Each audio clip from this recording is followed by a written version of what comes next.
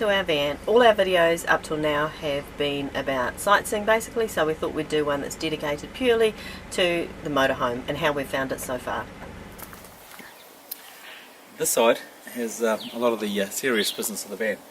Up here is where we fill our gas. We just plug it in and we fill it up. The gas bottles, which live inside this locker, they're fixed, so they never leave the van. There are two 6 kg bottles, 12 kg. We're not quite sure how long they'll last at this time of the year with heating. We're probably going to chomp through a bit more gas, but we're hoping for at least a week, possibly a lot longer in the summer. Now, this one. This is Renee's favourite door, because in here we have 25 litres of poos and wees, and all you got to do is pull that out, find the appropriate place and dispatch it with a few blue gooey chemicals to boot. This locker here, this is just a storage place. We've got a water hose, our electrical cable lives in there, our toilet, juice and a few other goodies go in there. This here. Now this is something we haven't used yet.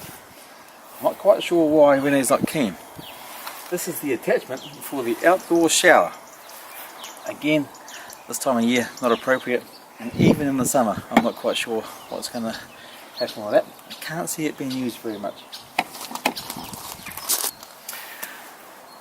Now this is our water inlet. We can take 100 litres of water, and that's for a bit of cooking, flushing the toilet and a shower, and we seem to make 100 litres last 4 or 5 days. Getting water is not really a problem, and we just have to make sure that we stay on top of that. This one, self-explanatory. It's a cable which we hook up to. We try and get to a campground about every 4 days, so that's 3 days wild camping and 1 day all hooked up, charges everything up, we're ready to go. Let's go and have a look inside. And this is our bathroom. It's the only private room in the whole van, so it's quite good to escape to. It's surprisingly roomy for a motorhome. We have a sink. We've got our cassette toilet, which lasts for about 4 or 5 days before it has to be emptied. We've got plenty of storage. We've got this cupboard in here, which appears to have a year's worth of my makeup and cleansing products. We've got this one here, which usually has our dirty laundry in it, but that's being washed at the moment, and a few other bits and pieces. We've got one more cupboard down here, which just is where we keep towels and brush and shovel. But the best bit about this bathroom, apart from the fact that you've got a good window so you can have a pee with a view, is we have a completely separate shower cubicle, and so far this thing has been marvellous. Here we have our kitchen. I think it's quite sizable, it's quite easy to work in. We've got an oven with 3 gas hobs at the top, so that's been quite useful for cooking. We also have a microwave, but we can only use this when we're hooked up at a campsite because it runs off the electricity, whereas the oven is running off the gas. We've got a fair amount of storage in here as well. So we've got this cupboard up here with some cups and odds and sods, and then we've got this big cupboard under the sink here, as well as the 2 drawers under the oven. We've tried not to end up with too much kitchen paraphernalia, so we've limited ourselves to 1 saucepan and 1 frying pan, and that's about it. And then over here we have got our fridge, which is pretty gosh darn big, and you can see it's full of yummy fruits and vegetables. So up here we have our various control panels. We have a fire alarm, a CO2 alarm. This one controls the gas heating and the gas hot water. This one controls our electricity, tells us how much is left in our leisure battery, which powers the van when it's not hooked up, and also tells us how much fresh water we've got and whether we need to empty our grey tanks. And these 2 things here, this one empties our grey water and this one empties our fresh water if we need to. Welcome to our front room, our reception room, our lounge, our parlour, our dining room and eventually our bedroom. So this table here comes off. It also allows us to move around. It tends to be that Renee sits over there and I get the little seat over here. Potentially you could have 5, 6, 7 people sitting, but we haven't got that many friends, so that's never going to happen. These chairs swivel around, which is just gives you a bit more sense of space. They also recline. I turn that one back and I can sit back. Over here we've got 2 storage cupboards.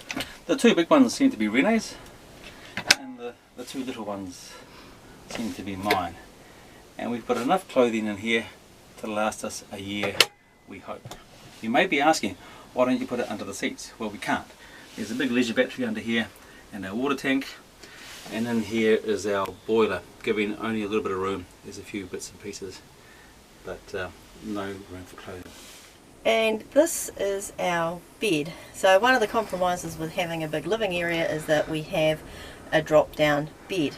I wasn't too sure about it in the first place, but it turns out it's incredibly comfortable. It's got a proper mattress on it, and I guess because heat rises, it's really, really warm, so we haven't had to worry about having the heater on at night.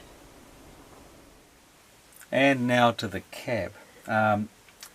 Fairly conventional. We've got a 6-speed manual gearbox. Steering wheel has a few controls.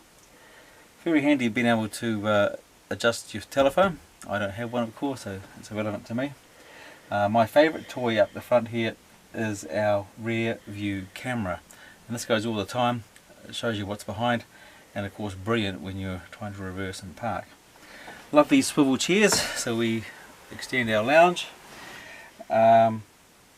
We're able to charge up 4 devices, which is quite handy: iPad, iPhone, any cameras, and it doesn't seem to take long, so we're up to date with electricity.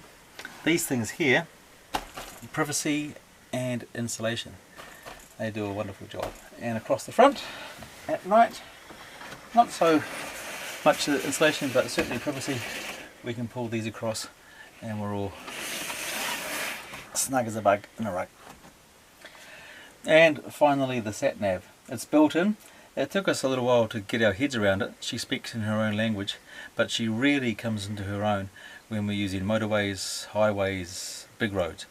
She does have a tendency to take us down small roads in the country, a few shortcuts, which with this vehicle is not ideal. We did have one dicey incident involving an icy road, but we've got our heads around it, so that's all good.